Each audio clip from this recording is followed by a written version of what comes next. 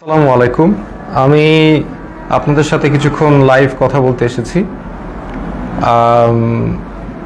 আপনারা আমার জন্য অবশ্যই অনেক করেছেন। আপনারা আমাকে যখন ধরে নিয়ে যায় তখন আপনাদের অবদান অনেক ছিল, এটার জন্য আমি কৃতজ্ঞ অবশ্যই। আমি যেই কারণে আজকে লাইভ করতে আসলাম, যেখানে আপনারা সবাই যেহেতু স্টুডেন্টরা আন্দোলন করেছে আমার পক্ষে, যেটা আমাকে সাহায্য করেছে, আল্লাহ সুবহানাহু ওয়া তাআলা তো সবচেয়ে সাহায্য করেছে, তো অবশ্যই আলেম ওলামারা আমার ব্যাপারে ফেসবুকে অনেক কথা বলেছেন, তার জন্য আমি কৃতজ্ঞ। তো আমি আসলে সবার কাছে কৃতজ্ঞ।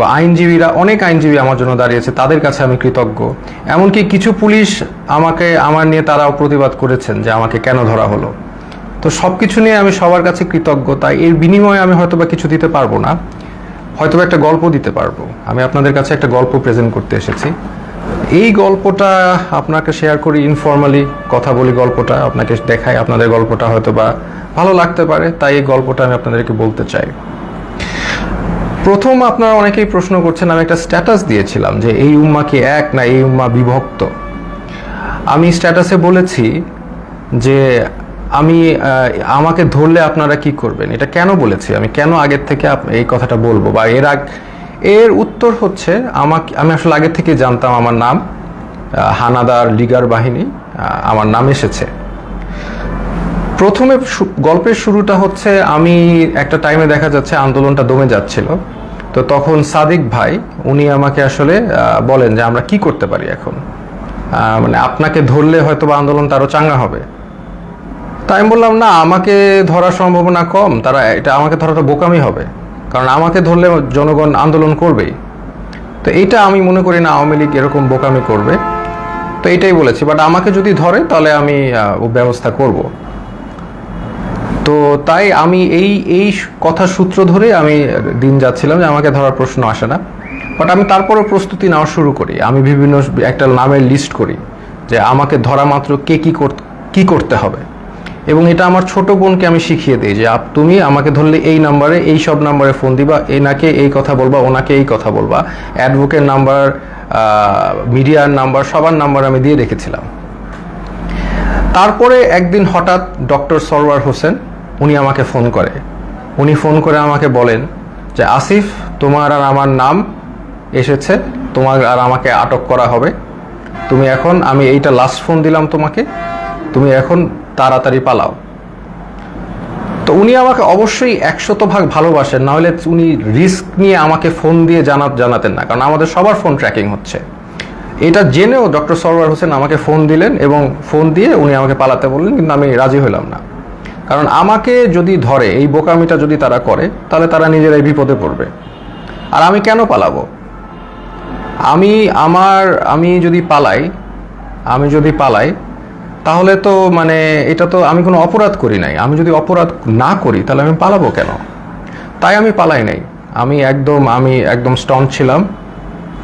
আমি পালাই নাই। আমি মোটামুটি প্রিপারেশন নিচ্ছি যে আমাকে ধরে মেরে ফেলা হবে অথবা আমাকে টর্চার করা হবে, দুইটার একটা কি হবে, বাট আই ডোন্ট কেয়ার।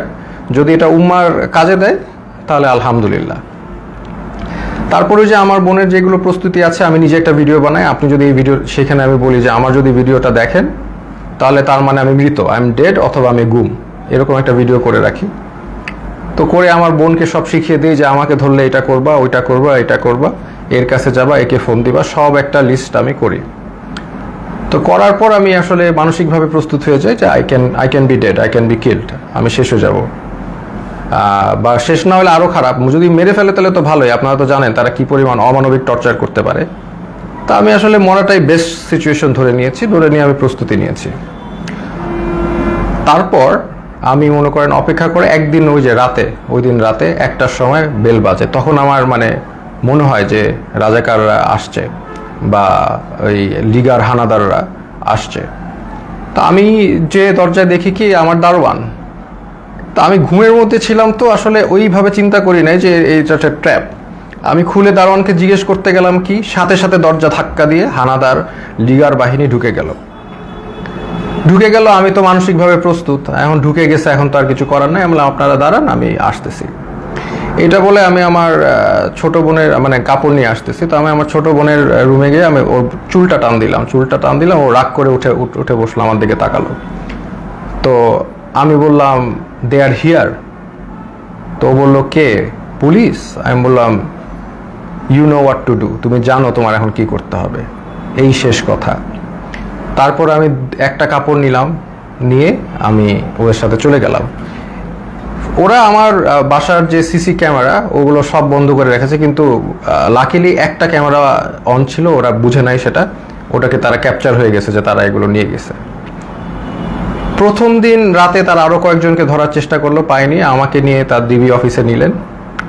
ওইখানে যে অবস্থা, মানে এটা ভয়ঙ্কর অবস্থা, মানে 80-100 জনের মতো লোক ছোট একটা স্পেসে, মানে কেউ বসলে কেউ শয়, কেউ শুইলে কেউ বসে, একসাথে সবাই শোয়ার স্পেস নাই।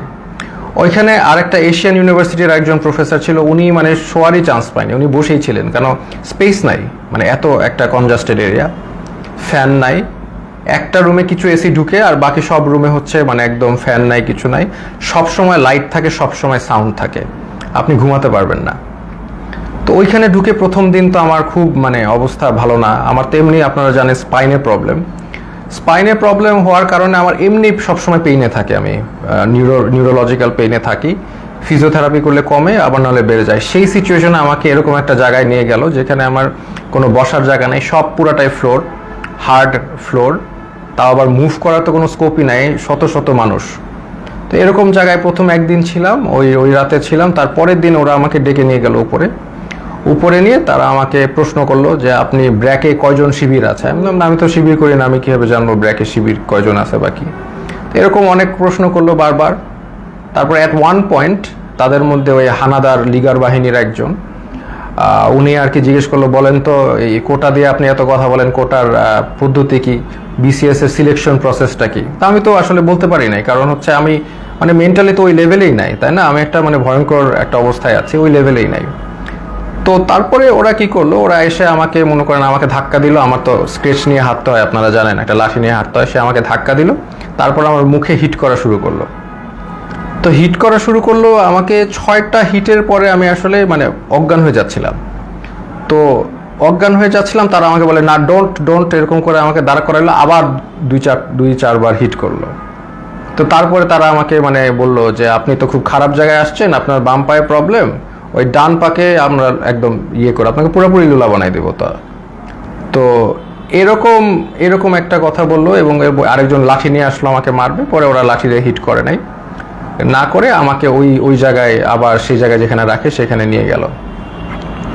তো ওই জায়গায় আবার আমার থাকা শুরু হলো, মানে ওইখানে এমন একটা জায়গা, বললাম তো কেউ যে এটা ফার্মের মুরগির মতো, ওইখানে কেউ মুভ করতে পারে না, কারণ এত মানুষ, এত শর্ট জায়গায় মুভ করার, কেউ হাঁটার কোনো সিস্টেম নাই। ওই যে আমি বললাম আপনাদের, কেউ শুলে কেউ বসে, কেউ বসলে কেউ শোয়, মানে আর সবসময় লাইট আর সাউন্ড কন্টিনিউয়াস, ঘুমানোর কোনো স্কোপ নাই। ওইখানে সবচেয়ে ভ্যালুয়েবল রিসোর্স হচ্ছে একটা বোতল, কারণ আমরা তো ফ্লোরের মধ্যে শোন, তো ওখানে তো হার্ড ফ্লোর, ওইখানে কেউ যদি একটা বোতল পায় আলহামদুলিল্লাহ, মানে এটা মানে এক ভ্যালুয়েবল রিসোর্স। তো ওই বোতলটার উপরে তারা মানুষ মানে পেলে যে খুশি।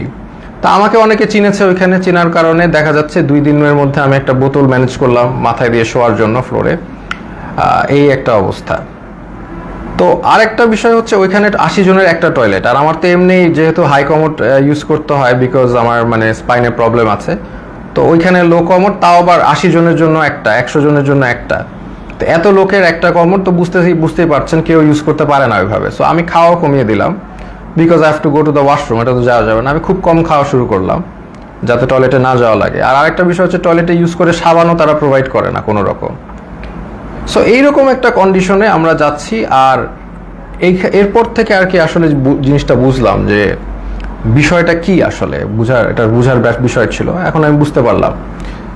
তো তারা প্রতিদিন ডাক দিবে, নাম কল করবে, ধরেন আপনার নাম হচ্ছে, ধরেন আমার নাম আসিফ মাহতাব, ধরে বলবে আসিফ মাহতাব, বাবার নাম শাহাবুর রহমান, এরকম বলে নিয়ে যাবে, নিয়ে চোখ বাঁধবে, মুখ বাঁধবে, তারপর তাদেরকে ঝুলায় টর্চার করতে থাকবে, বাড়ি দিতে থাকবে, বিভিন্নভাবে টর্চার, লাঠি দিয়ে পিটাবে, পায়ের তলায় পিটাবে, হাড়ের বিন্দে মারবে, মানে মানুষের শরীর নীল অবস্থায় তারা ফিরে যায়, সারা শরীর মারতে মারতে রক্ত জমাট বেঁধে নীল অবস্থায় এক একজন লোক ফিরে। জাস্ট, এবং তারা সাইকোলজিক্যালি একদম মানে অবভিয়াসলি নর্মাল না, কারণ তারা এখন নাম শুনলে, তাদের নামটা ডাক দিলে তারা ভরকায় ওঠে যে এখন মনে হয় তাদেরকে নিয়ে টর্চার করবে। তো এইরকম অবস্থা আমি দেখলাম বিষয়টা যে এরকম চলছে। তো এখন এরকম চলছে, আমি তো বুঝলাম যে হয়তোবা আমার সাথেও এরকম করবে, তারা তো বলেই দিছে আমাকে পাটা ভেঙে দিবে। তো এরকম একটা করবে এবং সবার সাথেই করছে। স্পেশালি জামাতের যারা আছে তাদেরকে, মানে জামাত যেহেতু বলে ফেলছে একবার, তাদেরকে মানে অমানবিকভাবে টর্চার করছে জামাত। আর নূর ভাইয়ের সাথেও ওইখানে দেখা হলো, নূর ভাইরে বললাম কি অবস্থা, তো নূর বললো যে যে ভাই আমাকে তো অনেক মারছে, হাত দিয়ে দেখালো, হাত নীল হয়ে গেছে।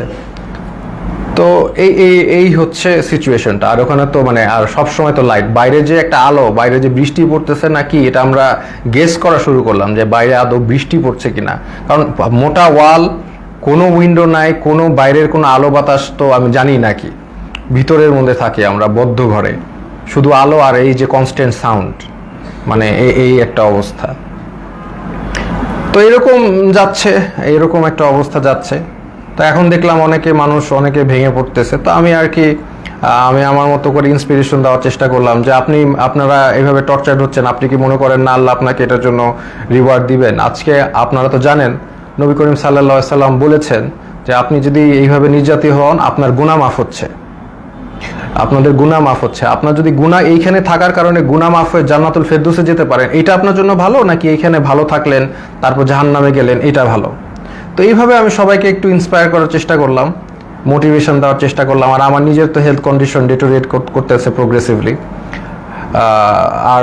আর ওয়াশরুমের ইস্যুটা তো ছিলই। তো এইরকম একটা অবস্থায় সবাইকে মানে মোটিভেট করছি আমি। আর আমার নিজেরও তো ওই যে ফার্স্টের দিন যেভাবে আমার মুখে ফেসে হিট করেছে, এই পরে তো আমার একটা দিন জ্বরই ছিল, আমি শুয়েছিলাম।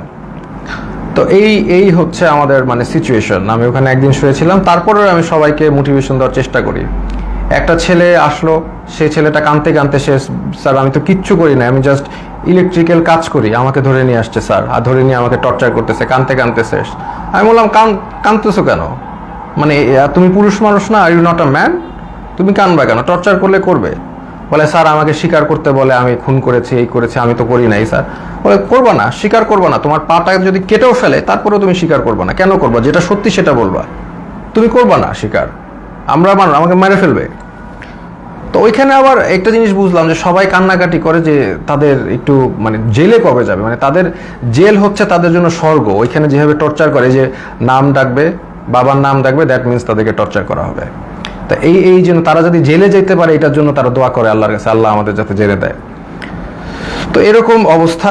আমাকে তারপরের দিন, আমি তো অলরেডি এর মধ্যে তো আমি আমার বোনকে বলে আসছি, তার মানে আমার যে ভিডিওটা ছিল যে আপনি আমার ভিডিও দেখলে আমি মৃত, হ্যাঁ, তো এই ভিডিওটা আমি আশা করছি যে পোস্ট হয়ে যাবে। আমার বোনকে যেভাবে কাজ করতে বলেছি করবে, লয়াররা কাজ করবে।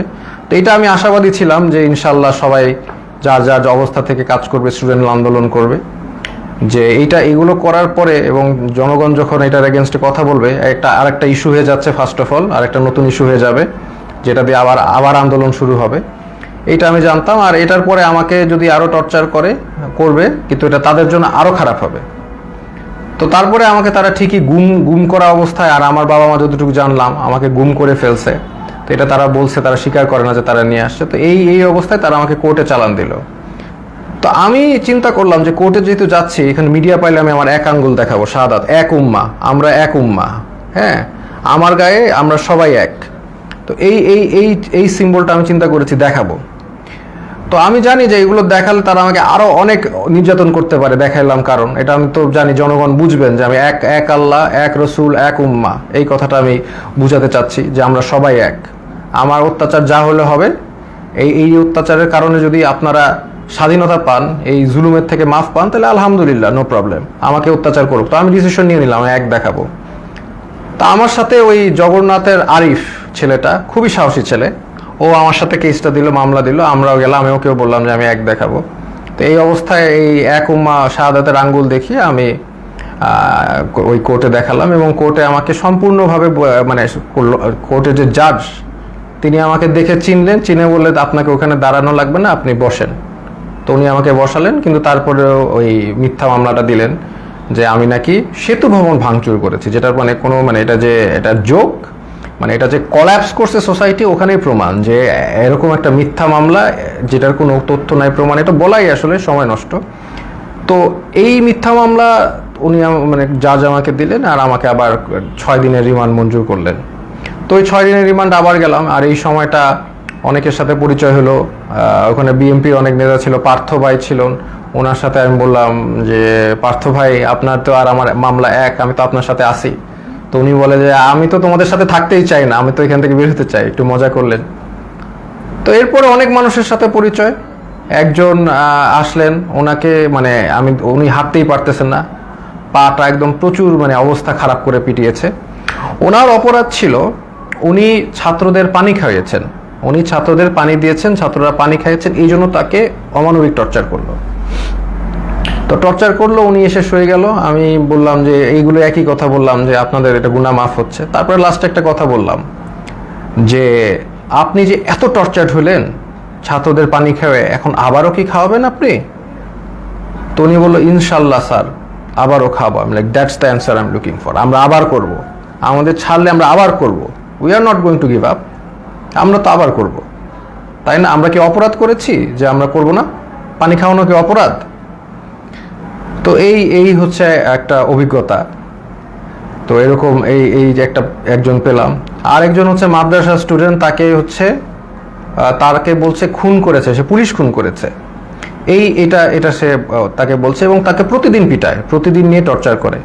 তো এটা নিয়ে আমরা হাসাহাসি করি, কারণ হচ্ছে এরকম একটা সিচুয়েশনে হাসাহাসি না করে যদি আমরা মেন্টালি ব্রেকডাউন করি তাহলে এটা মানে হবে না, মানে এটা আমরা আমরা সব এইগুলো যা হয় সেটা নিয়ে হাসাহাসি করি। তাই আমি বললাম কি নিয়ে মেরেছে? বলে যে আমাকে বলেছে যে তুমি তো মাদ্রাসার স্টুডেন্ট, তুমি তো কোরআন পারো। বলে হ্যাঁ পারি। তো কোরআনকে বলছে অর্থ জানো? অর্থ জিজ্ঞেস করেছে, অর্থও সে পারে, সে কোরআনে হাফেজ। তো তারপর বলে কোরআনে হাফেজ এই রবীন্দ্রনাথ না কার বই পড়েছো? সে বলছে পড়েছি। তো বলে পড়লা কেন? এই অন্য এই নন ইসলামিক বই পড়া তো হারাম, এটা বলে আবার টর্চার করলো, হাতে পায়ে পিটালো। মানে খামুক মানে একটা কিছু বলেই পিটায়। আমরা এটা নিয়ে হাসাহাসি করতে করতে শেষ। যে বলে ও বলো, আমিও বললাম যে কোনোভাবেই স্বীকার করবা না, যে তুমি যদি খুন না করে থাকো তুমি মিথ্যা মামলা দিও। বলে আমাকে আরো টর্চার করবে। বলে করবে, বললাম তো তোমাদের করাত দিয়ে হাত পা কেটে দিলেও স্বীকার করবা না, যেটা সত্যি সেটা বলবা। এরকম একজন সবচেয়ে কষ্ট লিখেছে যে মানে একটা ছেলে, ওর নাম হচ্ছে সানিয়াত ভাই, উনি হচ্ছে বিএনপির একজন মন্ত্রীর ছেলে, নাম বললাম না। তো ওরা আসলে খুঁজছিল তার বাবাকে পায়নি দেখে ওই ছেলেটাকে ধরে নিয়ে গেছে, সানিয়াত ভাইকে ধরে নিয়ে গেছে। তো সানিয়াত ভাইকে 4 দিন, উনি বলছে 4 দিন ওনাকে পিটিয়েছে, চোখ বেঁধে হাতে দিয়ে ঝুলিয়ে পিটিয়েছে। এবং সবচেয়ে যেটা উনি বলল যে ওনার মাকে ফোন দিয়ে শুনিয়েছে যে তাকে যে টর্চার করছে, এটা তার মাকে শুনিয়েছে ফোন দিয়ে লিগার হানাদাররা। তো লিগার হানাদাররা মাকে শুনিয়েছে যাতে বাবা এসে তাকে দেয় এবং ছাড়িয়ে নেয়। আর যেহেতু ওনার বাবা আসছিল না, বা ওনার অবশ্যই তারা তো জানিয়ে যায়নি কোথায় গেছে, তাকে অমানবিক টর্চার করেছে। সেই ছেলেটা এমনি আমার মতোই, তার স্পাইনের প্রবলেম আছে, আমার মতোই অসুস্থ, এবং তাকে টর্চার করেছে বিভিন্নভাবে, হাতে পায়ে ঝুলিয়ে পিটিয়েছে। তো সে কাঁদতো অনেক, আমি সান্ত্বনা দিতাম, আমরাও সব বিষয় নিয়ে মজা করতাম। তো এই রকম একটা অবস্থা ওইখানে, প্রতিদিন নাম ডাকতো, প্রতিদিন নিয়ে পিটাতো। এমন রাত যে কোনো সময় ডাকতে পারে, সকাল 12টায় মানে 12টায় ডাকতে পারে, রাত 1টায়, এনি টাইম নাম আসতে পারে। নাম আসলে they will take you and torture you. তো আমাকে টর্চার ওই প্রথম দিন যে হিট করে যে আমাকে থ্রেট দিল, তারপরে আমাকে কোর্টে চালান দেওয়ার পরে আমাকে আর টর্চার করে নাই। বাট আমি বিভিন্ন সময় ইনফরমেশন পাচ্ছিলাম, যেমন একজন মানে আমাকে ধরে নিয়ে গেছে, একজন পিটিয়ে আনছে, সে আমাকে ইনফরমেশন দিল যে আমার ব্যাপারে বলেছে যে অনেক ডিবি নাকি বলছে যে এই লোকটাকে কেন ধরলো, এটা তো ঠিক হয় নাই। আবার আরেকজনকে ধরে পিটিয়ে এনেছে, সে বললো যে স্যার আপনার ব্যাপারে ডিবি কথা বলছিল যে আপনার ব্যাপারে 40 জন লয়ার দাঁড়িয়ে গেছে, এত সংখ্যক লয়ার তারা কখনো দেখে নাই, আপনি খুব ইন্টেলিজেন্ট মানুষ, এগুলো তারা বলছে। দেখা যাচ্ছে তাদের আমার প্রতি একটা রেসপেক্ট ছিল। ওই একদিন হিট করার পর তারা আমাকে হিট করে নাই, বাট দ্যাট ডাজন্ট ফরগিভ তারা অন্য যাদেরকে এইভাবে টর্চার করেছে। ফার্স্ট অফ অল, একটা পুলিশ একটা ডিটেইনিকে কখনো হিট করতে পারে না, that is a crime, that is criminal, they committed crime against humanity, তাই না? এটা ইন্টারন্যাশনাল আন্তর্জাতিক ট্রাইব্যুনালে তাদের বিচার হওয়া উচিত। তারা যেইভাবে মিথ্যা মামলা দিয়ে টর্চার করে মানুষকে, এটা তো কখনোই মানে ইটস নট অ্যাকসেপ্টেবল। তো এরকম দিন যায়, তখন হঠাৎ তাদের দেখলাম টোন একদম 180 চেঞ্জ হয়ে গেছে। তারা তখন মানে বিএনপি যারা লিডার আছে তাদেরকে একদম খাবার টাবার এনে দিচ্ছে, সবার সাথে ভালো বিহেভ এরকম। তখন আমরা মোটামুটি আমরা বুঝতে পারলাম যে তারা আসলে বাইরে কিছু একটা হচ্ছে, সামথিং ইজ হ্যাপেনিং, কারণ আমরা তো কোনো ইনফরমেশন পাই না। সামথিং ইজ হ্যাপেনিং, আদারওয়াইজ তারা এরকম চেঞ্জ করবে না কেন। তারা ডেফিনেটলি তাদের বাইরে কিছু একটা হচ্ছে, এটা নিয়ে তারা তাদের টোন চেঞ্জ করে ফেলেছে। এবং তারপর থেকে দেখা যাচ্ছে তারা সবার সাথে মোটামুটি ভালো বিহেভ এবং আস্তে আস্তে ছেড়ে দিচ্ছে। মাঝখানে কিছু স্টুডেন্টদের ধরে আনলো, ওই তারাও মানে অনেক কান্নাকাটি করে শেষ। এবং একটা ছেলে ছিল যাকে আমার মনে পড়ে, খুবই স্মার্ট ছেলে, আমিনুল। তো আমিনুল হচ্ছে 14 বছর বয়স, ধরে নিয়ে আসছে। এবং অন্য যেগুলো ছেলে ছিল তারা একদম একদম ব্রেকডাউন করেছে মেন্টালি, বাট আমিনুল ছেলেটা ও হচ্ছে মোহাম্মদপুরে থাকে খুব সম্ভবত, খুব সাহসী, নারুটোর গেঞ্জি পরে হাইটে বেড়াচ্ছে। মানে ও হি ডাজেন্ট কেয়ার, এই ছেলেটা ডাজেন্ট কেয়ার যে ওর সাথে এখন কি টর্চার করা বা কোথায় আসে। ও লাইক মানে চলে আসে, আমাকে বলতে, স্যার আপনি কি ড্রাগন বল জি দেখেছেন? আমি বললাম হ্যাঁ হ্যাঁ ড্রাগন বল জি দেখছি। বলে আমি দেখতেছি, আমি ওই ডিমন স্লেয়ার দেখেছি, এই দেখেছি সেই দেখেছি। তো মানে একদম মানে হি ডাজেন্ট কেয়ার, সে দেশ স্বাধীন করতে নামছে, দেশ স্বাধীনই করবে। আমিনুল নামটা ছেলেটা, ওকে 14 বছর দেখে ওকেও ছেড়ে দিয়েছে। তো এই রকম আর কি ঘটনার বিষয়গুলো। তারপরে ওইটার পর থেকে আস্তে আস্তে অনেককে ছেড়ে দিয়েছে, এবার অনেকে ছাড়েনি, অনেকে তারপরেও টর্চার করেছে। তো এরকম আমরা এই অবস্থায় আমরা অনেক দিন পার করার পরে তারপরে আমাকে একদিন ডাকলো, ওরা ডেকে হঠাৎ করে আমাকে দেখলাম যে বসালো, যে স্যার আপনি ভাই কি অবস্থা, আমরা তো জব করি। মানে যেই লোকটা আমাকে হিট করেছে এবং তারাই যে টিমটা তারাই আমাকে ডেকে দেখি কি মানে জামাই আদর সোজা কথা করছে। তো তখন আমি বুঝতে পারতেছি না যে কি হচ্ছে। এখন হয়তো বা বুঝলাম যে সিচুয়েশন বাইরে পরিবর্তন হয়েছে, দেখি তারা আমাকে ভালোভাবে ট্রিট করছে। চা খাওয়ালো, বিস্কিট খাওয়ালো, ভালো ভালো বিস্কিট খাওয়ালো, মানে আপনি সোফায় বসেন, কমফোর্টেবলি বসেন, মানে এত রেসপেক্ট এরকম করছে। কেন আমি তো শিওর, আমি তো মনে করছি ট্র্যাপ। আমাকে খালি বলে যে এখন বাসা তো পুড়ে যাচ্ছে, এখন আমাদের কি করা উচিত, শেখ হাসিনার কি করা উচিত। এখন আপনারা তো অনেক টিচারও তো, আপনারা তো অনেকে ছাত্রদেরকে উস্কে দিয়েছেন এই সেই, মানে আমাদের তো এখন আগুন ধরছে বাসায়, আমাদের তো আগুন নিভানো উচিত। মানে আমি যেটা বুঝলাম উনি চাচ্ছিল যে আমি আসলে ছাত্রদেরকে ঠান্ডা করার জন্য কোনো বক্তব্য দেই। তা আমি এভাবে কোনোভাবে রাজি হই নাই, আমি তো হব না। তো আমি বললাম যে না, একটা প্রধানমন্ত্রী কি সিদ্ধান্ত নিবে, আমি তো আসলে প্রধানমন্ত্রীর জায়গা থেকে, মানে উনি আমাকে প্রশ্ন করছে প্রধানমন্ত্রী এখন কি করলে ভালো হবে, এটা আপনি তো বলেন। আমি বললাম না, আমি কিভাবে জানবো প্রধানমন্ত্রী কি করলে ভালো হবে, আমি তো একজন শিক্ষক, আমি তো প্রধানমন্ত্রীর কাজ তো আমি বলতে পারবো না। উনি ওনার জায়গা থেকে ওনার যেটা ভালো মনে হবে উনি সেটাই করবে, ওনার এক্সপিরিয়েন্স আছে, সেই আছে। বলে না, আপনি তো তাহলে ডিরেক্ট কথা বলছেন না, প্রবলেমেটিক কথা বলছেন, আপনার তো একটা ডিসিশন দিতে হবে। এটা একটা সিলি কথা না, আমার ডিসিশন কেন দিতে হবে, ওনার ডিসিশন আমি কেন দিব। তো এইগুলো তো অবশ্য তখন বলি নাই, সিচুয়েশন তো বুঝতেই পারতেছেন। তো এরপরে তারা আমাকে নিয়ে আসছে, তো নিয়ে এসে আবার ওখানে রেখে দিয়েছে। তারপরে আমাকে ওই আমাকে আবার কোর্টে নিয়ে গেল এবং কোর্টে নিয়ে তারা আমাকে জেলে পাঠিয়ে দিল। তো জেল থেকে তারপরে আর কি 2-1 দিন ছিল। আর তখনই আমি জেল থেকে আসলে খবরটা পাই, যে আমি পাই নাই, ওই আমার যে সানিয়াত ভাই উনি আমার সাথে ছিল, উনি বেসিক্যালি খবরটা পাই। দেখলাম উনি পড়ে কাঁদতে, মানে চোখ দিয়ে পানি পড়তেছে, কাঁদতেছে। তো উনি বললো কি হলো, তো ওখান থেকে বললো যে শেখ হাসিনা দেশ থেকে চলে গেছে। আমরা তো কেউ বিশ্বাস করি না, বললাম না এটা কেন, এটা পসিবল না।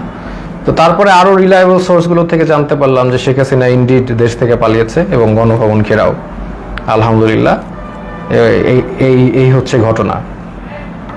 তো এইটার পরে দেখা যাচ্ছে যে আমাদের জেলে সব ছেড়ে দিয়েছে, তখন একটা মানে সবাইকে ছেড়ে দিয়েছে যারা আছে, পলিটিক্যাল নন পলিটিক্যাল প্রবলেম ছিল।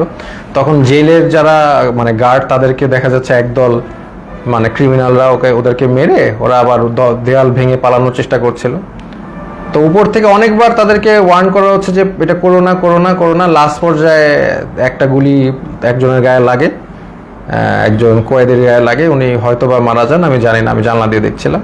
তারপর এটা সিচুয়েশন ঠান্ডা হয়, হেলিকপ্টার দিয়ে আর্মি এসে সবাইকে আবার তাদের সেলে ঢুকায়। তো এরপরে তো ঘটনা আপনি জানেনই যে আলটিমেটলি সবাই আমি বের হয়ে যাই, আমাকে বলে ছাত্রদেরকে ঠান্ডা করতে এই জেলের সামনে। আমি তো মানে আমি আমার মতো বলেছি, কিন্তু তার মানে যে এখন তারা যে ক্রাইম এগেনস্ট হিউম্যানিটি করেছে এটা তো আর মানে ইয়ে করা যাবে না। অমানবিক টর্চার কত প্রকার ও কি কি সেটা আপনি ওই ডিবির ওইখানে গেলেই বুঝবেন আর কি, এই আর কি।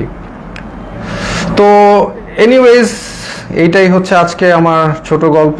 আমি আসলে যদি জাস্ট আর 5টা দিন বা 3টা দিন আগে বের হতে পারতাম তাহলে আপনাদের সাথে যোগ দিতাম ইনশাল্লাহ। ফিল্ডে হাঁটতে পারি না, বাট আমি তাও যোগ দিতাম। ইনফ্যাক্ট আমি আগেও ওই অবস্থায় আমি আপনাদের সাথে আন্দোলন করেছি রাস্তায়, তাও আমি যোগ দিতাম এবং আমি যাক মানে আমি বনভবনের দিকে আগাতাম। মরলে মরছি, মৃত্যু সবারই হবে এটা তো আমি বলেছি, মৃত্যু হলে শহীদ, সমস্যা কি। তো এই জন্যই আমি আপনাদের সাথে দুঃখ প্রকাশ করছি যে আমি আসলে আপনাদের সাথে ওই মার্চে যোগ দিতে পারিনি। যদি একটু আগে বের হতে পারতাম তাহলে অবশ্যই যোগ দিতাম। শহীদদের প্রতি শ্রদ্ধা জানাচ্ছি। আমি এখানে আমার লাইফ শেষ করছি। এটাই আমার ছোট গল্প। খুব ডিফিকাল্ট টাইম চলে গেছে, কন্টিনিউয়াস নয়েজ, কন্টিনিউয়াস লাইট, শোয়ার জায়গা নাই, একসাথে মানে হাঁটার জায়গা নাই, এবং কন্টিনিউয়াস নাম কল, যে কোনো সময় নাম আসতে পারে।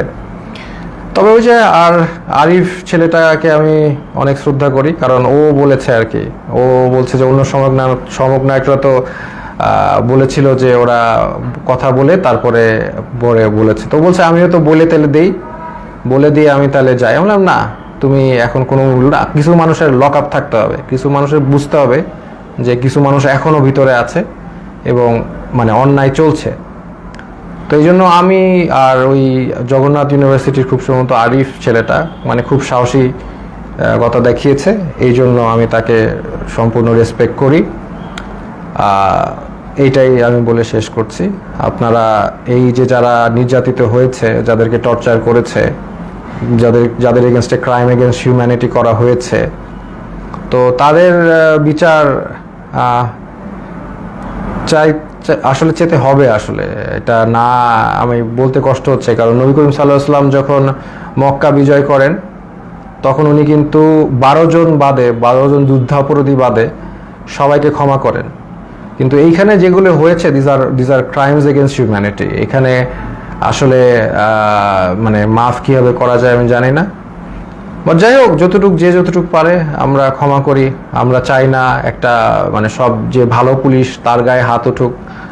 আমরা চাই না যে কোনো দোষ করে নাই তার উপর আক্রমণ হোক।